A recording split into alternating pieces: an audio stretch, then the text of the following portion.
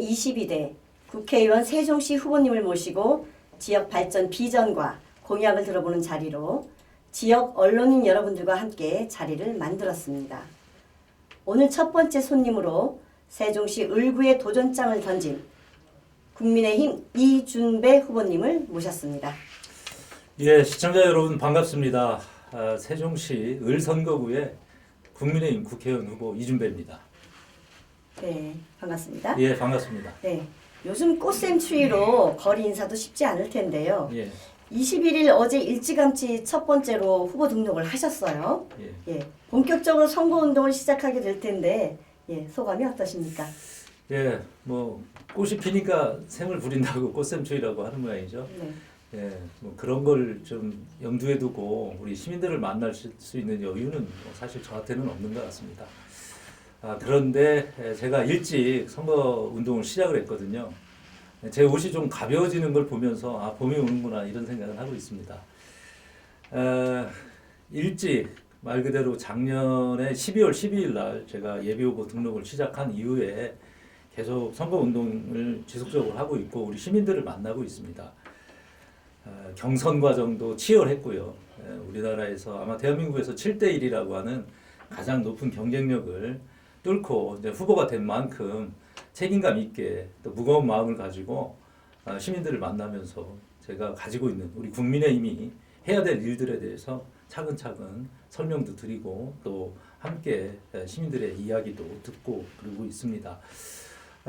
쭉 제가 저희들 과정들이 이미 선거의 과정들을 다 저희들 내부적으로 검토를 하고 저희가 필요에 따라서 즉시 해야 될 일은 하고 또 시간을 많이 내서 시민들을 좀 만나는 데 집중을 하고 있습니다. 그래서 어제 하고 오늘이 아마 후보 등록일 텐데요. 어제 제가 일찍 후보 등록을 마쳤습니다. 후보 등록하기 전에 한 며칠 전에 우리 연기에는 세종시에는 연기 향교라는 향교가 있습니다. 향교에 전교님이셨고 지금 현재 이사장님을 하고 계시는 임만수 이사장님께서 저희 캠프를 찾아오셔서 저에게 크게 선거에 임하는 자세에 대해서 좀 말씀을 좀 해주셨는데요. 그때 주신 말씀이 건곤일척이라는 말씀을 주셨습니다. 이번 선거를 절실하고 절박하게 임하고 시민들에게 냉철하게 또 그리고 시민들의 위대한 평가를 받기 위해서 건곤일척하는 마음으로 선거에 임해 주셨으면 좋겠다라는 그런 가르침을 주셨는데요. 그런 마음으로 시작할 때 마음 잊지 않고 끝까지 최선을 다해서 선거에 임하도록 하겠습니다. 네. 자, 여기 함께 하신 언론인의 공통 질문 5가지를 정리해 봤습니다. 네, 첫 번째로 국회의원 출마를 하게 된 동기에 대해서 한 말씀 해 주시겠습니까? 예, 저는 저의 정치의 가치관과 철학은 3가지입니다. 정확하게 그리고 정직하게 정의롭게 정치를 하는 겁니다. 이 3정의 정치가가 돼서 세종시를 명신상부한 대한민국의 제2의 수도로 만들기 위해서 국회의원에 출마를 했습니다.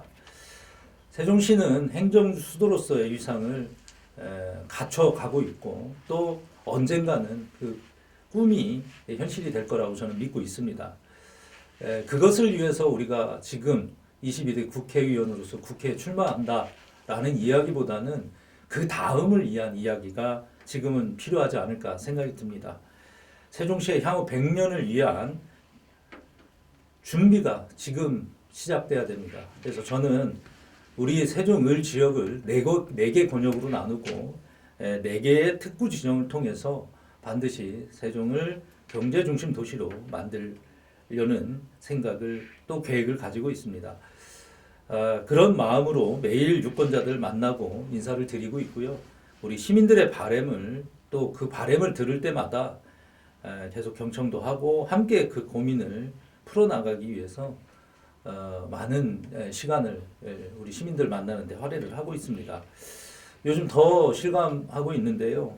정치하는 사람은 정말 부지런해야 되고 또 많은 시간을 시민들과 함께하는 것 그 자체가 정치하는 사람의 몫임을 다시 한번 깨닫고 있습니다. 저 이준배가 국회 구성원이 돼서 시민들의 뜻을 반드시 이루어서 국민 행복, 시민 행복, 만들어가는 22대 국회의원으로서 책무를 다하도록 하겠습니다. 네. 자, 그럼 두 번째로 세종시 북부권, 다시 말해 을선거구의 미래 경제를 살리는 4권역의 맞춤형 공약을 내세우면서 경제부시장 이력과 또 경제 전문가라고 말씀을 하시는데요. 네. 경제 경력의 관계성과 네 개의 권역을 어떻게 나누어서 발전시킬 것인지 간략하게 말씀해 주세요. 예, 굉장히 긴 얘기를 해야 되는데 간략하게 정리하라고 그래서 네. 좀 당황하는데 한번 정리해 보겠습니다. 네. 우선은 이제 제가 가지고 있는 장점을 좀 우리 시청자 여러분께 말씀을 좀 드리고 싶은데요. 저는 정말 특별한 경험과 그리고 경쟁력을 가지고 있다고 스스로 자부합니다. 특히 변화와 도전에 누구보다도 특화되어 있는 후보입니다.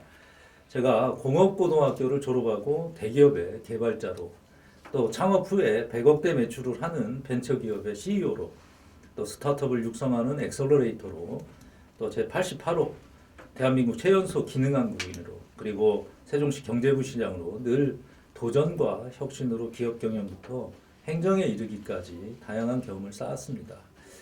실물 경제부터 거시적인 관점까지 잘 이해하고 있고, 이런 기반으로 자족 기능이 반드시 필요한 우리 세종에, 또 세종을 위해서 꼭 필요한 경쟁력이 아닐까 이렇게 생각이 듭니다. 경제부시장 재임 시절에 중소중견 그리고 대기업을 투자 유치를 1조 4천억 했고요. 그리고 3천여 명의 고용 창출을 도모했습니다. 또한 우리 세종시에 6대 전략산업이 있습니다. 이 전략산업에 부합하는 기업들을 약 2천억 원 정도의 투자 협약을 이끌어냈고요. 고시가 된 우리 세종 스마트 국가산단 조성을 위해서 출자금 300억 또 출자를 마무리했고, 또 우리 소상공인 상권 성장을 위해서 여민전 캐시백 지원도 추가로 반영을 했습니다. 이를 통해서 우리 경제 활성화의 성장, 상권 성장의 기초를 마련을 했다 말씀을 드릴 수 있고요. 이걸 기반으로 해서 우리 세종시를 4개 권역으로 나누고 그 권역에 맞는 특화된 특구를 지정을 해서 반드시 우리 세종을 경제 중심 도시로서 경제와 행정이 함께 아우러진 세종 제2의 수도 세종을 만들도록 하겠습니다. 네, 많이 준비하셨는데요. 자, 세 번째로 4개의 특구를 지정해서 자족 도시를 만들겠다고 하셨습니다. 네. 자, 구체적으로 말씀해 주시고요. 공약을 보니까 남행북경이란 단어가 있어서 네. 제가 한자를 보니 단일행 진할경이라 하여 무슨 뜻인가 했는데, 알고 보니 세종시의 남쪽은 행정도시요, 북쪽은 경제도시란 말을 같은데 어떠세요? 맞습니까? 예, 정확하게 보셨고요. 네네. 행정의 행자입니다. 그리고 경제의 경자입니다. 한자 따지면 단일 행자 맞고 진할 경자가 맞긴 한데요. 행정과 경제를 아울러서 말씀드린 겁니다. 이준배 세종을 핵심 공약은 경제도시 프로젝트로 남쪽은 행정도시, 북쪽은 경제도시인 남행북경을 만들어서 제2의 수도 세종을 완성하는 것입니다. 지역을 4개 권역으로 구분하고 도심 융합 특구, 그리고 교육발전 특구, 기회발전 특구, 레저 스포츠 특구 지정을 제가 추진을 해서 미래에 지속 가능한 자족도시 세종을 좀 실현하고자 합니다. 그래서 도심 융합 특구는 우리 조치원 권역이고요. 충청권의 광역철도와 연계해서 미래 100년을 준비하는 프로젝트입니다. 또한 두 번째 교육발전 특구는 고운동, 종촌동, 아름동, 그리고 해밀동을 제1권역으로 지정해서 세종 신도심의 교육중심 도시화를 통한 세계적 교육 환경을 조성하는 것입니다. 세 번째는 기회발전 특구인데요. 기회발전 특구는 연서면, 연기면, 연동면을 제2권역으로 지정을 해서 특화 산업단지와 스마트 정주 환경을 조성할 계획입니다. 마지막으로 레저 스포츠 특구는 전동면, 전이면, 소정면을 제3권역으로 지정해서 충청권의 중심적 레저 스포츠 관광타운으로 건설하겠습니다. 네. 자, 그럼 네 번째 질문입니다. 세종시의 평균 연령이 38세입니다. 대부분 유권자들이 학부모이고 또 다른 지역에 비해서 교육에 대한 관심도가 많은 지역인데요. 네. 후보님께서 교육 특구 지정에 대해서 공약을 내셨고 네. 또 지난 대선 때 윤석열 대통령께서도 특구 지정을 언급한 바 있습니다. 예, 예. 네, 후보님의 교육에 관한 공약을 보면 하드웨어, 다시 말해서 환경 조성이 대부분인데요. 이를 채워줄 소프트웨어는 어떠한지 구체적으로 좀 말씀해 주십시오. 예, 앞서 말씀드린 것처럼 또 아나운서님께서 말씀하신 바로 우리 세종시는 상당히 젊은 도시면 분명합니다. 특히 신도시 중심으로 젊은 부부들이 많고 또 이 젊은 부분들의 경제적 활동이 대부분 함께 맞벌이를 하는 경우가 많아서 아이를 돌보는 데 있어서 굉장히 큰 어려움이 있습니다. 그래서 우리 부모들 특히 초등학교 1, 2학년 또는 3학년까지의 학생들이 이 새로운 학교 환경에 적응하고 또 이 친구들이 학교 시간이 좀 빨라요. 그러다 보니까 유아 휴직을 하거나 아니면 경력을 보유하고 또 그 경력이 단절되는 일이 발생하고 있는 것도 아마 우리는 다 알고 있을 것이라고 생각합니다.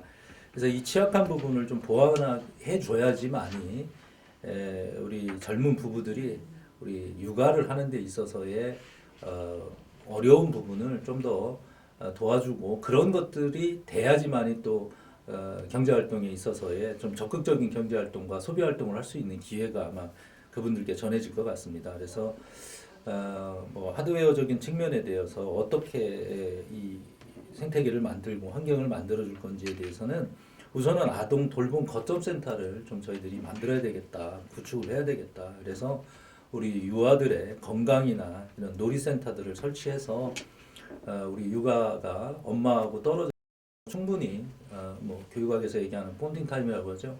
이 같이 유대 관계를 잘 만들어갈 수 있는 사랑으로 아이를 키울 수 있는 그런 부분들을 좀 관심 있게 구축을 해야 되겠다 이렇게 생각하고 있고요.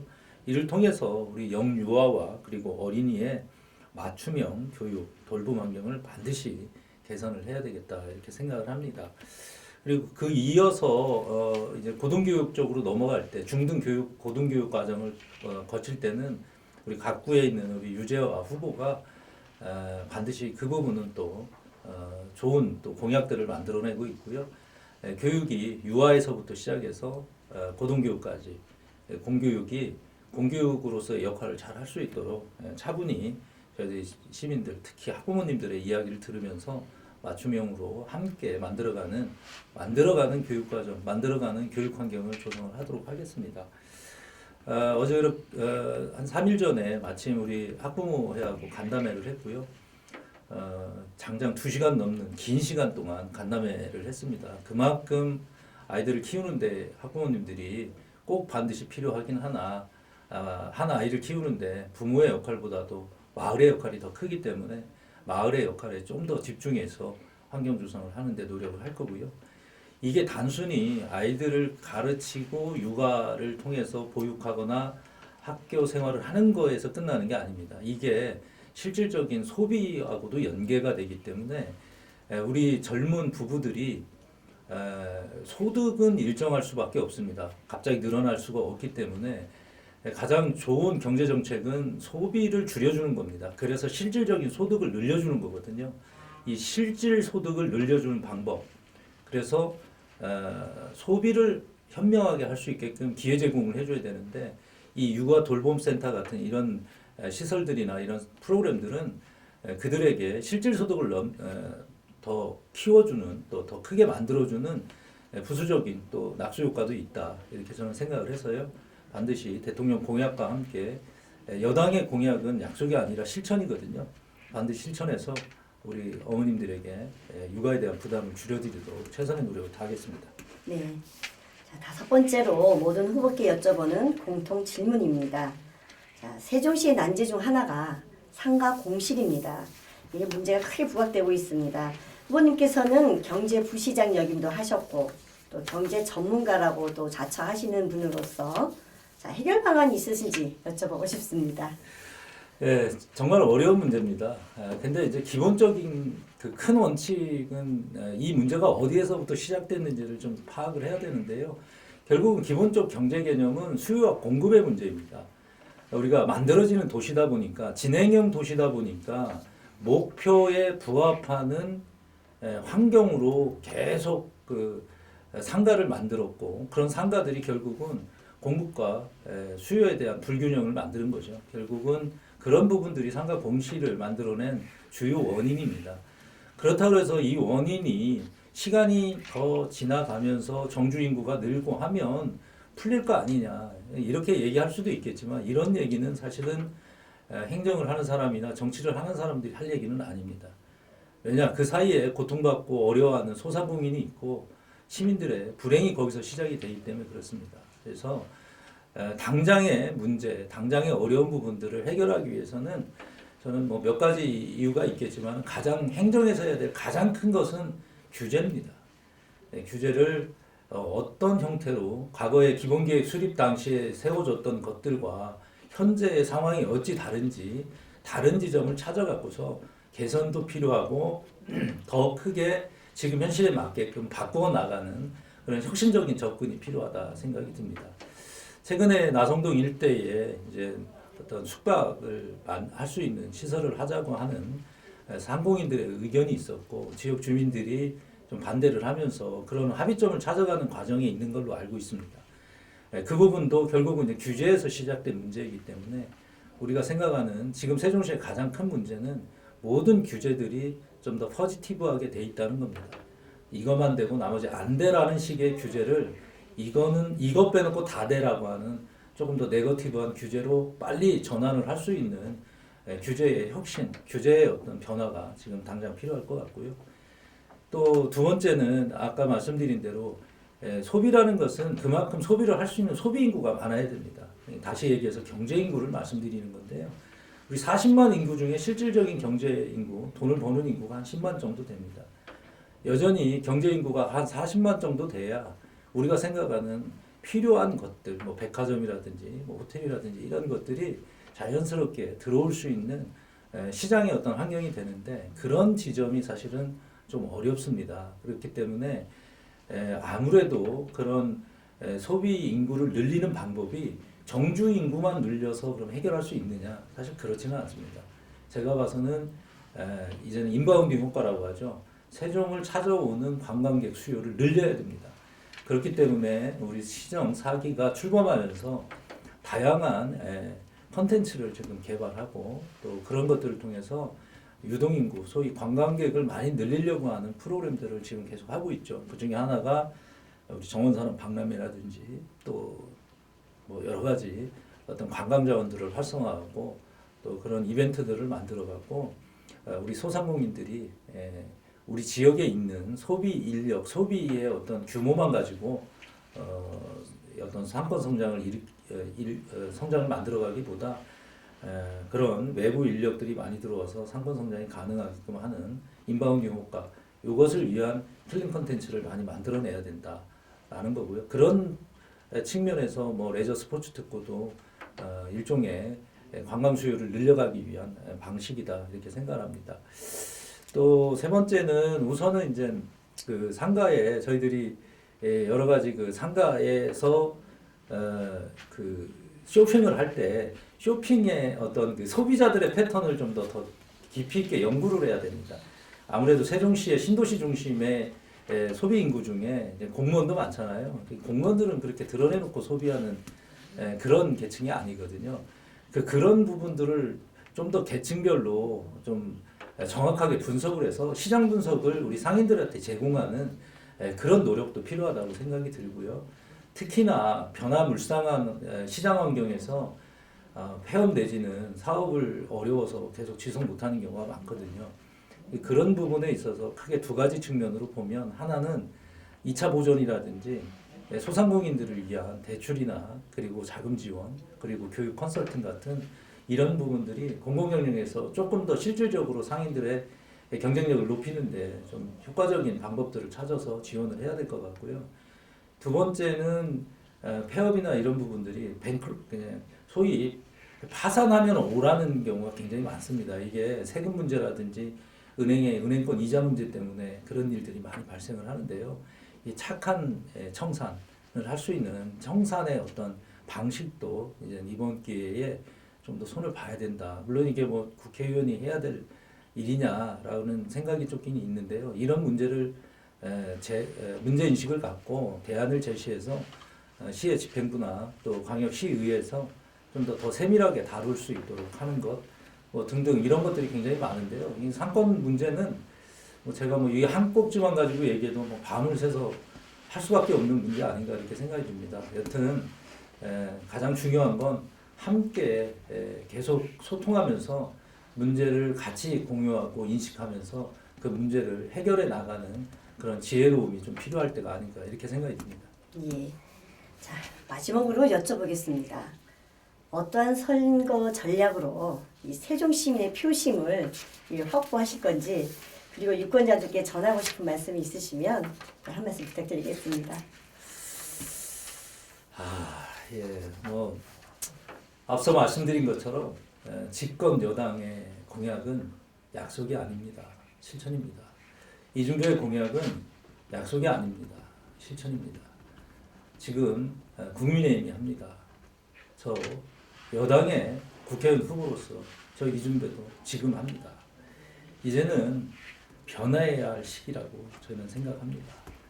지금은 경제가 먼저 와야 행정도 따라오는 것이고 또 이 모든 것이 경제 중심으로 가고 있다는 겁니다.